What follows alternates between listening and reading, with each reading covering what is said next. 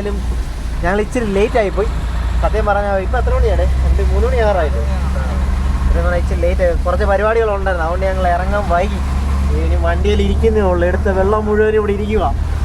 ഇതിനെയും കൊടുത്ത് തീർക്കണം. അതാണെങ്കിൽ നല്ല മഴയുണ്ട്.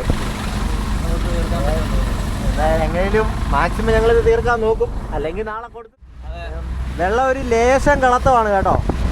എല്ലാവരും കാണുന്നുണ്ടോ? ചെറുതായിട്ട് ഇച്ചിരി കിളത്തമുണ്ട് വെള്ളം.